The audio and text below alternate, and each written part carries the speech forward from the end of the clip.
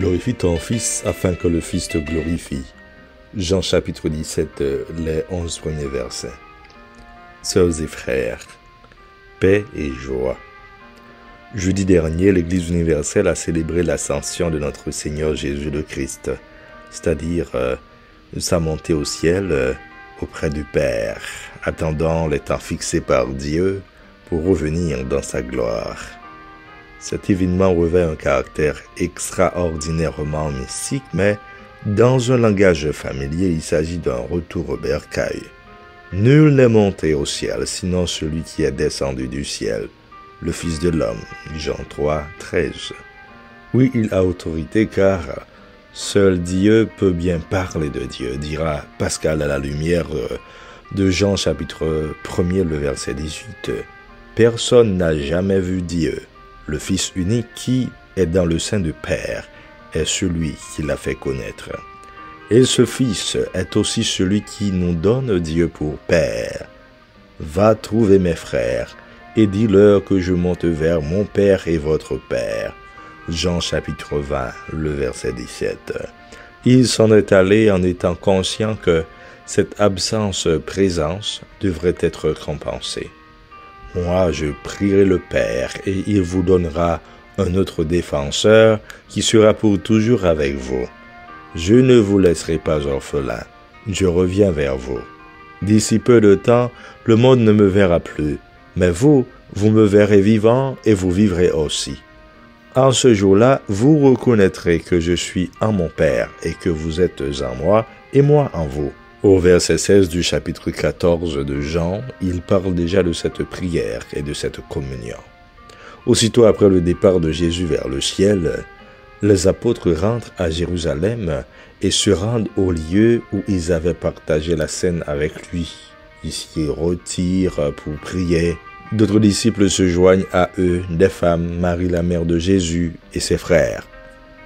La communauté constituée des apôtres et des disciples, sans distinction hiérarchique, tous d'un même cœur, étaient assidus à la prière. La prière occupait déjà une place de choix dans la vie et les activités des apôtres et des premières communautés.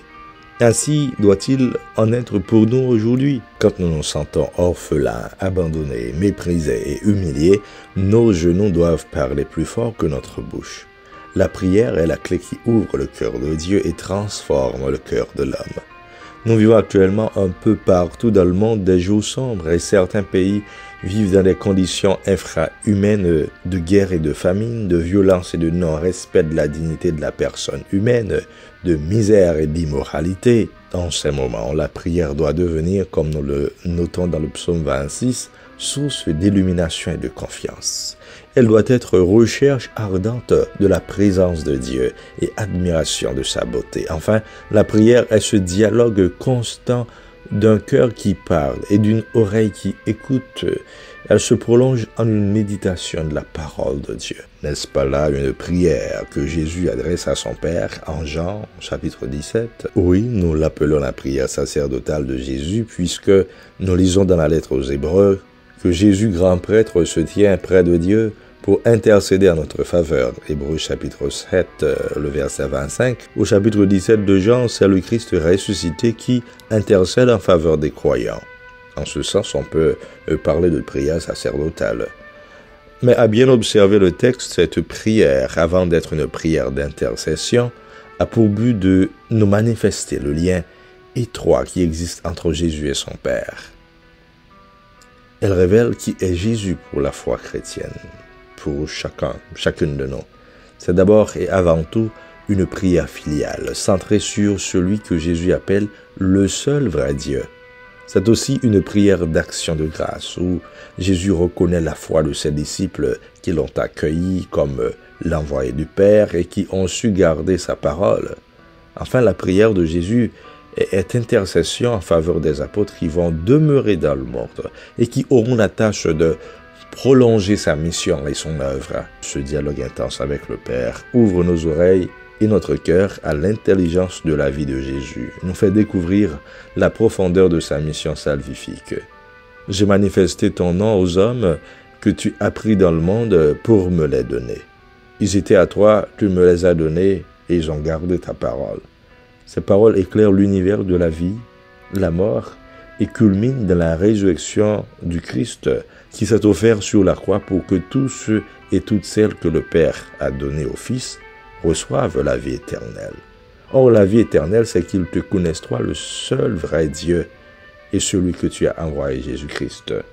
Nous dit Jean. Sœurs et frères, Jésus demande la gloire pour le Fils. Pour Jean, c'est au moment de la croix que Jésus, le Fils, est glorifié et qu'il nous fait le mieux connaître qui est Dieu. Loin d'être un échec, la croix est l'heure du retour de Jésus vers son Père, l'heure où éclate sa splendeur, sa gloire. En ce 3e jour de la neuvaine à l'Esprit Saint, prions que désormais nos croix et nos souffrances deviennent des lieux où se manifeste la gloire et la splendeur de Dieu pour que le monde en lui soit sauvé. Amen.